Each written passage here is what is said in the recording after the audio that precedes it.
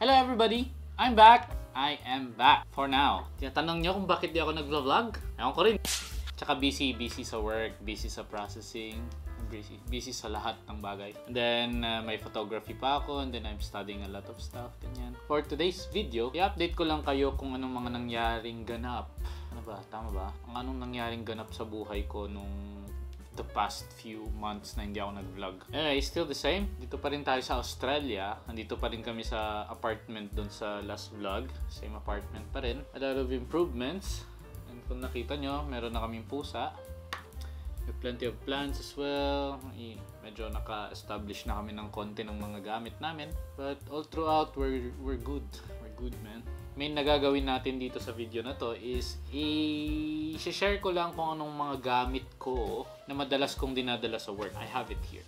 So yung mga hindi nakakaalam, ang trabaho ko po dito is chef. Chef sa isang restaurant po. Opo! So, saan ba tayo magsisimula? Simulan ko lang muna dito.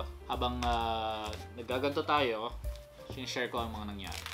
So ayun nga, naka 407 ako, 'di ba? Nung last time naka 407 ako. Tapos ni-renew ko siya to the point na yung bridging visa namin is nag-reach siya ng almost 1 year or more than a year actually. So yun kaya medyo natagalan kami sa bridging visa. So it's like 407 and then nag-bridging kami for another 407 kasi nga kulang pa yung requirements para makapag-PR or working visa or what. Kasi nag 407 muna kami. Kasi considering na COVID kami kaya inalaw kami mag 407 ulit. Ayun, ewan ko lang kung pwede mo talagang i-renew yun pero baka special case lang kami kasi nga COVID, diba? Anyway, so ayun, i-share ko lang sa inyo kung ano yung mga madalas talagang kailangan mong idala pag nag-work ka as a cook or as a chef dito sa Australia or kahit saan pa man. Okay, first of all, papasok tayo dito sa bag. No? Simulan natin dito sa labas. Of course, tweezers. Ayan, kasi uso dito yung mga fresh seafood na dumarating sa work. So, normally naka-fillet na siya. Minsan may mga whole fish, ganyan. So, definitely, this is a must. Kasi considering hindi perfect yung pagkakalinis minsan ng mga fish na dinadala sa work or dinideliver like salmon and barramundi. Next is thermometer. Yeah, especially on the desserts. You definitely need this kasi kailangan accurate ka kung gusto mong mag-melt ng sugar in a certain temperature. Kailangan mo ng thermometer or cooking meat as well. But na-observe ko during sa work, hindi ko masyadong nakita mga chef na gumagamit ng food thermometer. More on the dessert lang talaga. So, you need your own kitchen shear, gunting, kitchen scissor. Yan, ang daming paggagamitan nito. So, may part pa lang hindi ako na-record dun sa vlog ko kahapon. Nung napansin ko lang nung nag-edit na ako kagabi. Nag-jump ako kasi hindi ko napansin na hindi na pala nagre-record yung cam ko kasi low bat na. So, nag-stop ako dito sa kitchen shears. Ayan. Kailangan yan pang gupit ng mga maliliit na vegetables. Next is honing steel. So ito, ginagamit to not to sharpen your knife but to straighten the edge. Kasi madalas sa chopping board, yung knife mo hindi siya actually na nagiging dull. Nabebend lang yung edges ng blade. So ito yung purpose niya. So hindi to sharpener ha, kwanto honer and straightener ng blade. So to brand nito is Victorinox. It's very solid din. Next is I have a traditional can opener. Ang tagal na nito sa akin, siguro magta 3 years na siya sa akin or 2 years. And lahat ng can opener sa work nasira na, ito buhay pa. And so ito lahat tinihiram sa work. Next is we have peelers. And serrated siya kasi mas prefer ko ang serrated. Kasi mas madali siyang pang-peel ng mga patatas, kamote, ganyan. Malabo ka ring masugat. Next, I have here a bucket opener. Ito optional lang sa inyo to kasi madami kami binubuksang bucket like mayonnaise bucket, mga olive bucket, ayan. So, ang hirap kasi pag kukulang yung ginagamit, may masusugat ka pa. Lalo pag di ka nag-nail cutter, tatapyasan yung kuko mo. Next is we have here a zester, grater, whatever. But more on zester to kasi mahaba siya. It's meant for citrus zesting yan. And preferred ko rin ang microplane na brand kasi ang ganda nung quality nung pagkaka-zest. Although hindi maganda masyado yung quality ng metal kasi manipis. Pero I think it serves a purpose kasi it makes the grating finer. Kesa yung meron pa akong isang grater sa work ginagamit namin pero hindi siya ka-fine. Nakaka-grate siya pero hindi siya ka-fine. Well, ito super fine yung pagkaka-grate o pagkaka-zest mo nung kung ano mang zinezest mo or gina-grate mo. Ito medyo mahal siya, about 45 AU dito. So alagaan nyo kung bibili kayo ng ganito. Pag gagamitin nyo, huwag nyo tinataktak masyado kasi like I said, manipis yung kanya. So, gentle tap na ganyan or banlawan nyo na lang, much better. Microplane ang brand. Kung gusto nyong bilhin tong mga to, link ko na lang sa description kung saan nyo pwedeng bilhin. Pwede nyo rin bilhin locally or maghanap tayo ng alternative. Next, from the inside, kasi dun sa video nalaktawan natin, madami akong nalaktawan na knife. First is this bread knife. I have 2 bread knife here. Ito, ginagamit ko siya pang cut ng kwan, hindi lang bread. Kasi ito, sinira to nung nag-sharpen na dumarating sa work. Ayan, shinarpen niya, parang ni-straighten niya. But, for some reason, it's so much better when cutting lemons. Pag nagwe-wedge kami, segments kami ng lemon, ganyan, oranges, it's so much better. And then, hindi lang talaga pang bread ang bread knife yung purpose niya. For me, madami siyang kwan gamit. Lalo pag mapurol na yung knife mo, maganda rin siya pang cut ng vegetable, pang cut ng blocks of cheeses like parmesan, mozzarella, yan. Ang ganda, madali lang. Pang-cut ng butter. Kasi normally sa chef knife, dumidikit yung butter pag kinat mo, di ba? Kasi nga moist. Didikit siya, natanggal mong ganun. Ito, hindi siya dumidikit. Talagang diretso lang na ginaganon mo. Next is, I have multiple paring knife dito. Tournay knife. Ayan. Ito ginagamit to for tournaying ng vegetable. Kung alam nyo yung tournaying, it is yung pag-shape mo ng parang football yung vegetable, kunwari yung potato, parang oblong, kumbaga. Hindi ko siya masyado ginagamit sa ganun. Actually, never ko pa siyang ginamit sa ganun dito sa current job ko. More on, ginagamit to sa butterflying ng prawns. Tapos pagkakat ng maliliit na vegetable like chilies. Next, I have another paring knife here, which is the normal paring knife. Alam naman na siguro natin lahat kung anong gamit nito. So, yun, na-approvean agad yung visa ko, no? So ngayon, kasi natuto na ako from last year na ang tagal pala ng mga processing, buti na lang may habol, nag-apply na ako ng PR. Wow! Wow! Hopefully ma-approvean. Nag-apply ako ng 190 or 189 or regional PR, kung ano mang maunang ma-approvean. And dependent sa akin yung girlfriend ko din. Dependent siya ngayon 482. So kung may mga partner kayo, girlfriend, ganyan, na gusto nyong isama, pwede, as long as may proof na you're together. Like, joint account, tumira kayo sa isang bahay na at least 2 years, yan, na nag-share kayo ng bills, groceries, ganun. Yun, automatic, madali lang kayo ma-approvean.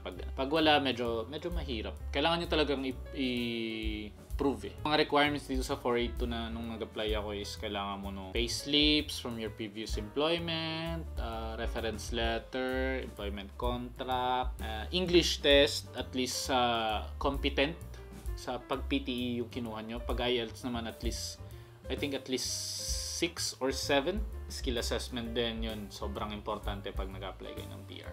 Anyway, yun. 482 na ako. So, applying for PR. Hopefully, by this year, may invitation na tayo. Ganyan. Kung wala, I can still apply for employment, sponsorship, whatever. Sabi naman ng boss ko, willing siya mang-sponsor. Let's just continue to our... ano bang tawag mo dito? Hopefully makatulong to sa inyo lalo pag mga papunta kayo dito or mag-chefing kayo. Tapos kung may mga gusto kayong idagdag, lagyan nyo sa comment. Ayan. Ito lang yung mga common na madalas kong gamitin Kaya hindi na ako naghanap pa ng ibang kailangan kasi ito na lahat ng kailangan ko. Alam mo yung ang hassle kasi pag madami kang gamit, lalo binabantayan mo siya constantly kasi yung iba dyan, hiram lang ng hiram. Kaya ngayon, gagamit na ako ng bag. Normally, hindi ako gumagamit ng bag ngayon lang. Ito is a gift sa akin ni Mai. Ayan. Gift niya sa akin. It's a Shadow Black Series Dull Strong Nakiri. Nakiri ang tawag sa knife na to. It is meant for chopping large amount of vegetable like cabbages, lettuces, yung mga yan. Kasi maganda siya kasi diretso. Ayan. Wala siyang curve. Talagang diretso chopping lang siya. So you're gonna need a filleting knife. Filleting knife, whatever you call it. Binili ko to sa US dati. It's almost 5 years old na. Oh no, not yet. Oh yeah, it's almost 5 years old. So it's a Wüsthof Grand Prix 2. It's a German knife, Wüsthof. But yeah, it's a really good knife. Yan. Ang lambot niya. Oh. Yun ang gusto nyo pag filleting knife ang bibilin nyo. Gusto nyo yung medyo flexible siya but strong. Hindi siya madaling maputol. Yan. Super bendable yan. Kasi gusto mo nagbe-bend yung knife mo pag nag-i-slice kayo. So ito, sinugat ako noon nito dito sa US. Nagpipilay ako ng churrasco kami ni Ken. Naglaslas. Ayan, sobrang talim. Ayan. So ginagamit siya for removal of may silver skin, mga yan, pang remove ng skin ng mga seafood like salmon, mga swordfish, bluefin tuna. Maganda siya, lalo especially sa mga tough skin na mga fish like yun nga, swordfish, yung mga bluefin tuna. Sobrang tigas ng mga skin ng mga yan. So ito maganda siya kasi magka-curve siya sa skin eh. Hindi mo rin masyado madadamage yung meat. And kumuha din kayo ng boning knife kung kaya nyo, kung madalas dun sa work nyo may deboning. Kami kasi wala masyado, kaya yung flexible yung kinuha ko nun. So kung may madami kayong deboning na ginagawa, ayan, boning knife kunin nyo. Almost similar but thicker.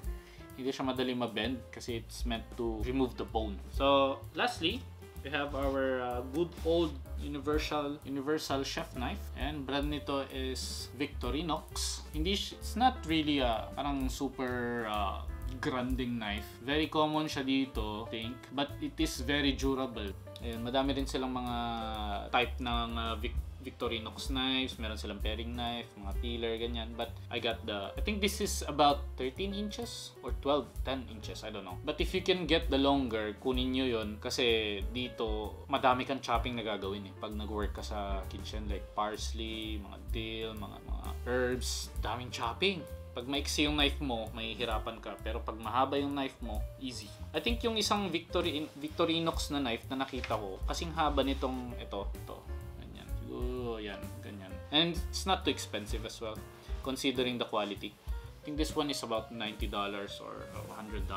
But most Japanese knife, reaches about 150 to 800 to 1,000, yung mga ganung knife na natitempt nga ako eh. But Japanese knives are the best. Anyway, yun lang. Yun na yung laman. And this knife bag, binili ko lang to dito din. Messermeister sa roll bag. Ito yung parang common na bag dito. Pero like I said, ngayon lang ako gagamit ng bag. Alam mo, noodles ko paglagyan ito. Oh, actually, nandito yung mga knife ng girlfriend ko kasi chef din siya dito. So ito, meron siyang dito. Wushtov. Yan, Wushtov. Chef knife din yan. Ito ang mahal. Sobrang bigat. Pero ang ganda nito pag nalagaan mo, maganda to. This is one of the best knife. Ito, tatagal to sa'yo ng habang buhay. Baka malamang patay ka na. Ito, buhay na buhay pa to. Baccarat. Ito ang boning knife. So this is a boning knife. Look how thick it is. Ayan. So maiksi din siya, which is yun yung gusto mo pag boning knife. Gusto mo maiksi para kontrolado mo talaga. Tigas oh. Ito knife nito. Kasi nag-sharpen ako kanina eh. Aralin nyo rin kung gusto nyo. Aralin yung gumamit ng sharpening stone. May multiple types yan eh. So pero sa next time ko na ikwento. Itong madalas nalagyan ko ng knife sa work. Alam mo to, ice cream tab to ng kwan kasi normally nagde-deliver sila ng ice cream from a specific company. Sa ganito dumarating. Ayan. So diyan ko nilalagay lahat ng knife ko, tapos i-cling wrap ko na lang or plastic wrap ko na lang, ganyan. Kasi convenient eh, pag kailangan mo, dampot lang. Pero ang drawback niya, lahat dumadampot. Kasi masyado akong mabait sa work. Sige ramin mo. Ngayon lahat sila dampot lang ng dampot. Ngayon ayoko na. Kasi nawawala mga knife. At kung may mga suggestion pa kayo na parang magandang idala sa kitchen, sa mga ma-experiencado na dyan ng mga 10 years, 5 years worth of experience, yan. Sabi kayo. That's it for this video. I hope you like it. Thank you sa mga nanood ulit. Update ko lang kayo kung anong mga nangyayari sa buhay ko ngayon. And yeah, I'm still healthy. And so we got a lot of plans. We actually got a comfy home. And let me introduce to you to my cat. Wait, kunin ko siya. Whiskey! Say hello to the vlog. So this is Whiskey, our little munchkin. Ay, so cute. Bango-bango naman ng baby. Hello. Inaantok siya kasi buong gabi siya naglalaro ng cricket. Kasi may swarm ngayon dito eh. May randomly nagliliparan mga cricket na dambuhala, ganyan. So, ang dami niyang nahuhuli. Ngayon, puyat siya. Dito, tulog ka dito. Tulog ka dyan. See you guys sa next vlog. Mag-suggest nga kayo ng content. Wala akong maisip eh. Bye-bye!